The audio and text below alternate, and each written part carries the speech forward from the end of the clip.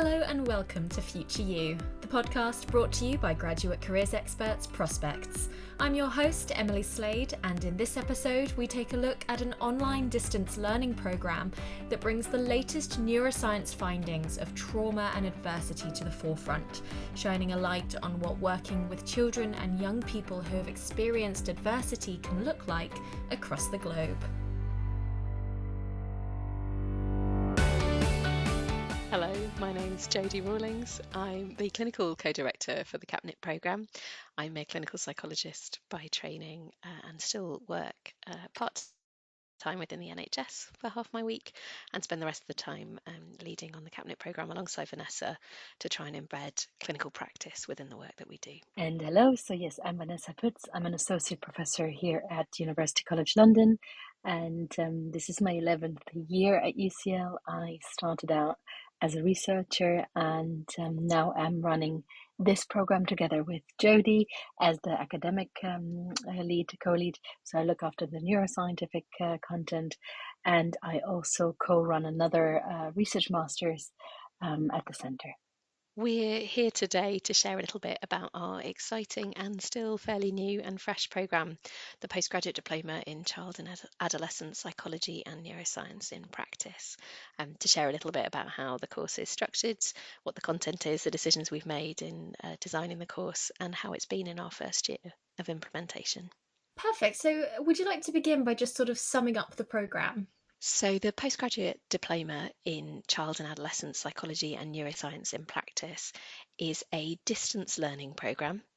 So it's completed entirely online. Everything is remote. But importantly, when we were designing it, we were thinking about a cohort-based online learning experience. We've all learned a lot about what online learning can look like as a result of the pandemic, and what can be great about that and what can be challenging about that. And we wanted to create something that held on to all the benefits of distance learning around flexibility, accessibility, the kind of capacity to reach so much of a broader audience than we can do when we're in person, and at the same time hold on to some of those great bits about being face-to-face and connected within a learning environment, so connecting our cohort to one another with lots of networking opportunities. The course has 5 fascinating modules at the moment, and to complete the course people need to finish 4 of those modules, and some people can do that full-time within the space of 1 year or part-time over 2 years. Our modules cover a range of topics, a really exciting range of topics, but all really focused on what the most up-to-date expertise on psychology and neuroscience with respect to children and adolescents is. And we have a particular interest and expertise within the programme itself around children who've experienced trauma and adversity, how that might impact their development, their well-being, their neurology, their neuroscience, and their behaviour, and what settings and services working with children and young people might be able to do to support them. And that's a real focus within the programme itself. Yeah, amazing. Why has it been developed in this way?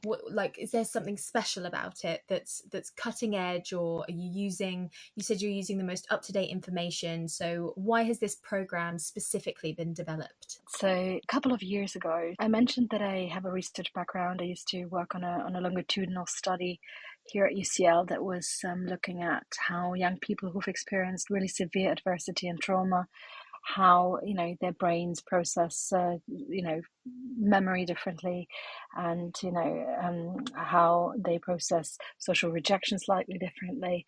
And so we had this major research study and really incredible findings, but after several years it kind of dawned to me that the general public has not really heard much about what we've been doing. And so I set out to develop an online course on the topic of childhood maltreatment, childhood adversity, childhood trauma on FutureLearn. And FutureLearn is an online learning platform. And we put the course on there really geared at the general public, trying to translate the research findings that we had received and we had, investigated in the lab, trying to translate these into, or for the general public. And the resonance for this course was truly overwhelming. There's, I think, close to 40,000 people who've done this course by now. And the feedback was really, we see children who have experienced trauma every day in our professional practices, such as teachers, social workers, but we often don't feel particularly well equipped to understand really what's going on and how to best support these young people and their families. And so this course that we developed and that we put out there was really limited to our own research findings, and it was really a short 6-week deep dive into some of the things that we thought were important. But it was really clear over the time that we did this that, yeah, there was a great need for professionals working with young people frontline, such as social workers, mental health nurses, people in all kinds of different professions who are in contact with young people. That there's a need to understand more about trauma-informed practice and about the consequences of childhood trauma and adversity. And so we developed this course, the Postgraduate Diploma CAPNiP. And, given the nature of the work that a lot of these professionals are in, and how busy it was kind of a no-brainer that this should be online to accommodate the flexibility and the responsibilities that learners have outside of studying with us. Yeah, absolutely. So when you talk about those working closely with young people, social workers, teachers, is that who this course is aimed at? Or is it anyone that has an interest in the subject? Do you need any undergraduate qualifications to get to this point? Or could anyone hop on and undertake it for the year for their own benefit? We've got a real range of people who've come to join us on the course, which is exactly what we'd hoped for. So we've been delighted to see it in this first year and beginning to get a sense of that for our second cohort coming through for starting in September 24. What we ask for in terms of our entry requirements is an undergraduate degree, with an understanding that some people won't have had the same educational experiences, or may have been at different points in their journey when they were undertaking those educational experiences. So we have had experiences of being more flexible around that, where it's needed to be or has been appropriate to be, particularly where people have got really long-standing experience with children and young people that they can use to build some of these ideas, theories, practices on top of. We have people from a real range of backgrounds. So lots of our students come from an educational background, teaching assistants, school support staff, early years staff working with infants and young children in education and care settings. We've got a couple of people who are from kind of further into higher education backgrounds.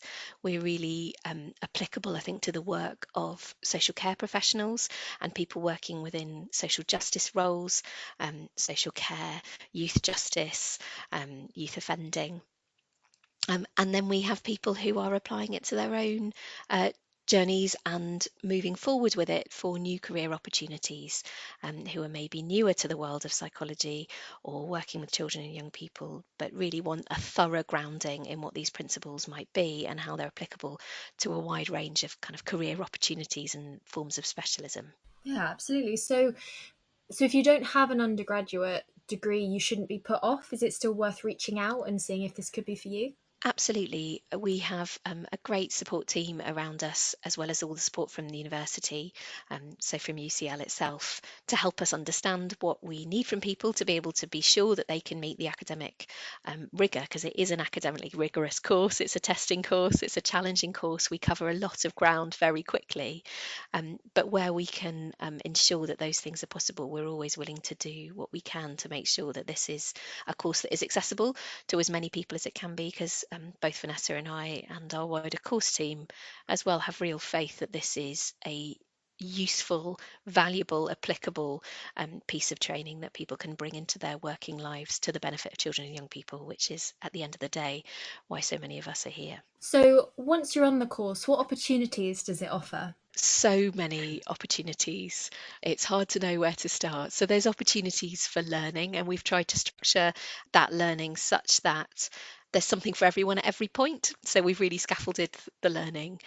If it's an area that people know a bit about already, then we've got resources, additional readings, additional opportunities to apply it that can stretch that learning forward. If it's an area that's completely new to people, there's introductory readings, introductory podcasts to help people kind of get into the headspace and be ready to learn and dive into a subject in depth. There's opportunities to learn from leaders in the field. We've got such an exciting range of academics that we can access through the university itself, but also through wider networks.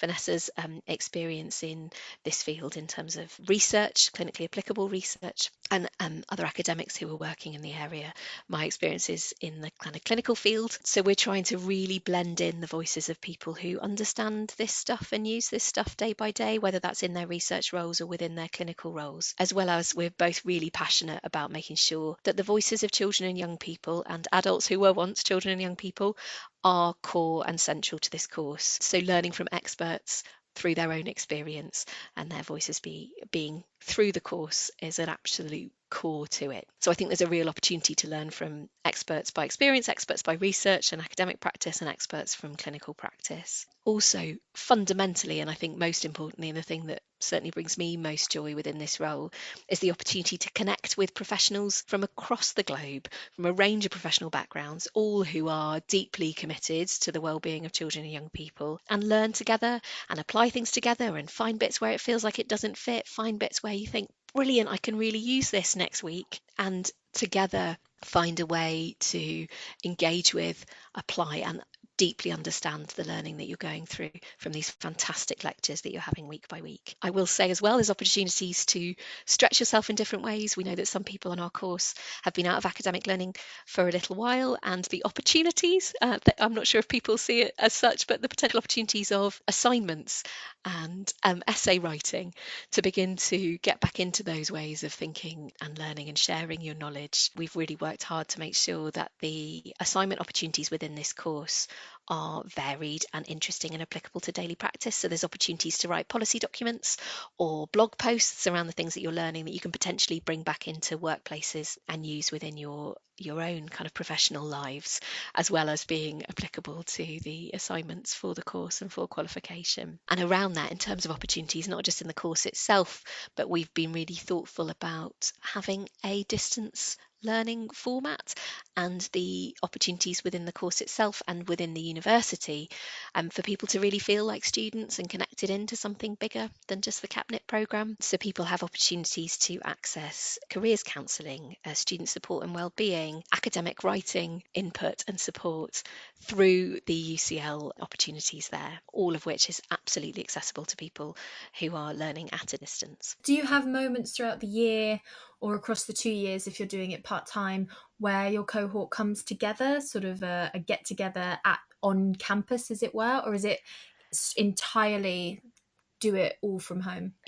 We've tried really hard to make sure that the course itself is completely accessible, enjoyable. You get the full experience at distance. So we build in terms of opportunities to connect. There are weekly seminars for each module of 90 minutes where you're connecting together with your peers around the world.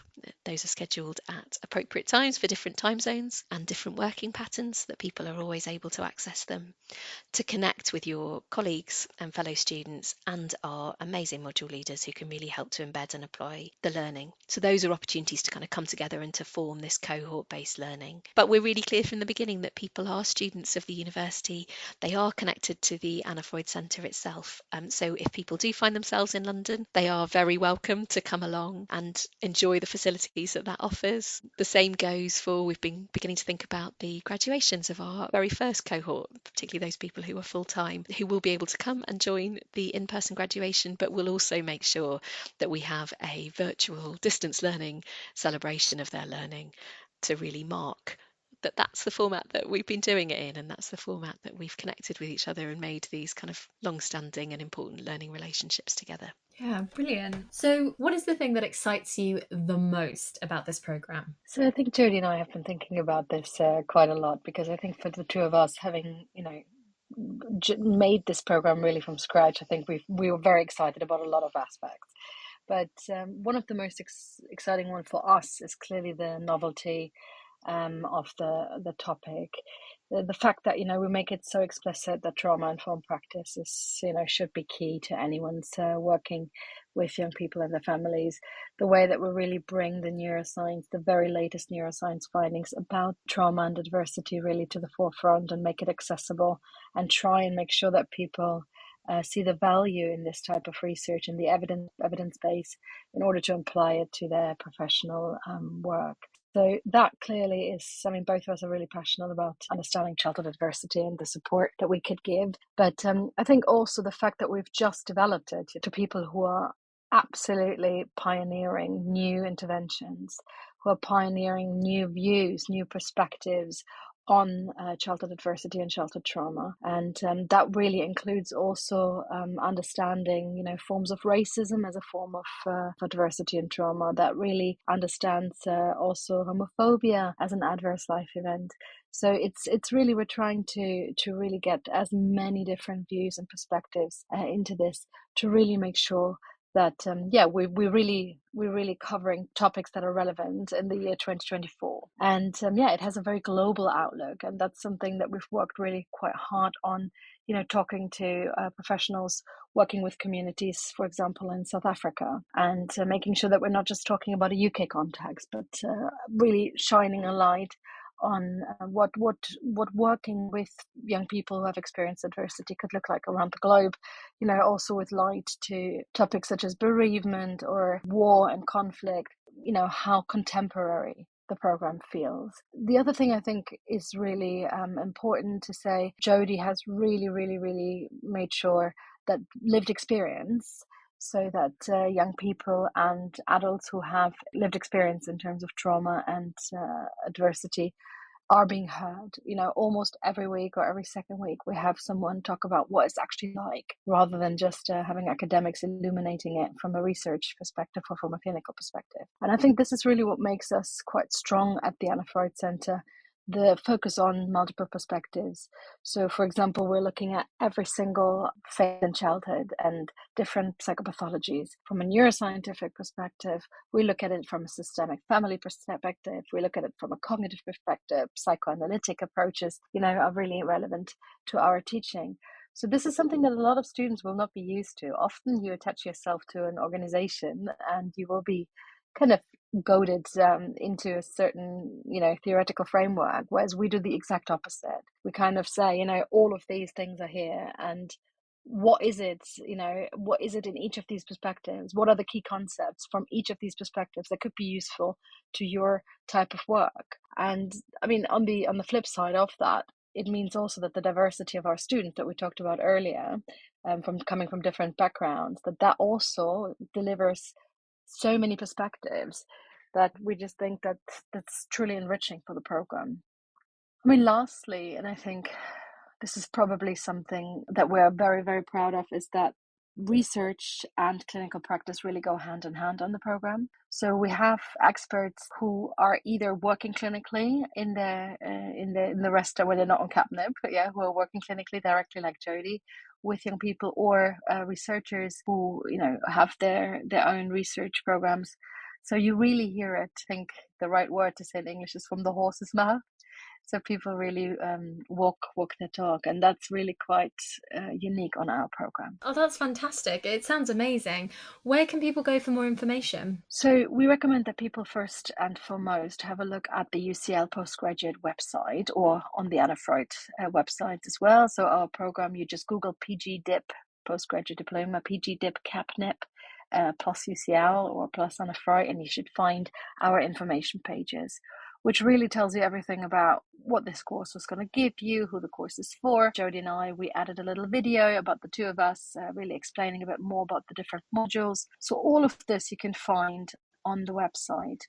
And the other alternative is to email us on the program. Our administrator is to be found under the email address capnip.admin@annafreud.org. Worth mentioning that the tentative deadline for applications is going to be end of June. Can you tell us a bit about the accessibility of this course? I know we've briefly touched on it, but let's just dive a little bit deeper. It's a really accessible course. It's been core to us in the way that we've designed the programme and the way that we think the programme is going to be most effective to ensure that it is absolutely accessible on a number of fronts. Part of that is around the global accessibility. So we think about time zones when we're planning out seminars and peer groups and networking events. We ensure that the rest of the learning is accessible at different time points. So our lectures are uploaded onto the online learning platform for people to watch as suits them. We also make sure that things can be downloaded as podcasts or transcripts can be downloaded, not just for people's flexibility, but also for accessibility, that people can digest this programme in a way that fits with their own learning needs. We are able to adjust the programme itself according to people's individual access needs, with support from our colleagues in student support and wellbeing, who can help people to understand what their learning needs might be and to let us as a programme know about how those can be met. And it's absolutely vital for us ethically and in the practice that we do to make sure that we are working in ways that fit those needs and in line with those briefs. We also think about the programme being accessible to people who are working. As we've talked about, our programme is designed for people who generally are in some way working or in practice with children and young people in a range of different fields, in a range of different ways. But as part of that, we recognise that people are likely to be spending at least part of their day in paid employment. So we're making sure, again, to make any meetings, times of connection at appropriate times for people who might be working in shifts or working 9-to-5 roles in various places across the globe. So one thing that Jodie and I are quite excited about is the global reach of the program. And well, in our current cohort, we have students from India, we have students from China, we have students from really all around the world. And the unique perspective that brings into the program is something that we're really quite excited about and also really proud. And we feel that this is advancing the study of diversity quite significantly for our students. Just to add to that as well, I think we've really built that into the way that the pedagogy of the programme is structured.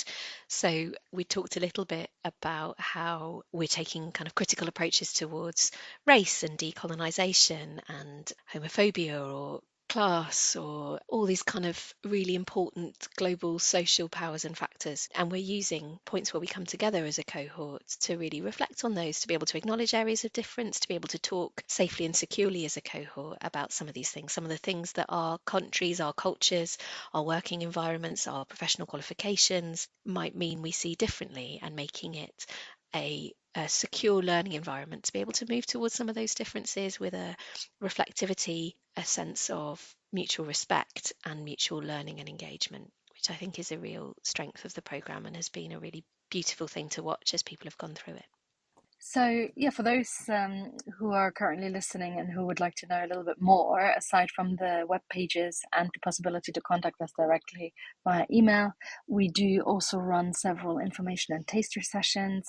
One is going to be on the 5th of March 2024 from 6 to 7 UK time. We will have an information session, which is going to be virtual, obviously. And we're going to talk about what the PGDIP is like. It's an opportunity to get to know us and ask us questions. On the 16th of April, from 12:30 to 1:30 UK time, we will have a bit of a taster session where we're going to talk about how to transform practice. And we're going to examine how high quality neuroscientific research evidence could be leveraged in your professional practice to inform clinical work or any other type of work with children, adolescents, and their families. And both of these virtual webinars can be found on our UCL information webpage. Perfect. That's all fantastic. Thank you so much for your time today. Thank you. Thank you, Emily. Thank you once again to Vanessa and Jodie for their time. If you want to find out more about the Child and Adolescent Psychology and Neuroscience in Practice Postgraduate Diploma, you can click the links in the description. Make sure you give us a follow wherever you get your podcasts. If you want to get in touch, you can email us at podcast@prospects.ac.uk or find us on Instagram and TikTok. All the links are in the description. Thanks very much for listening, and we'll see you next time.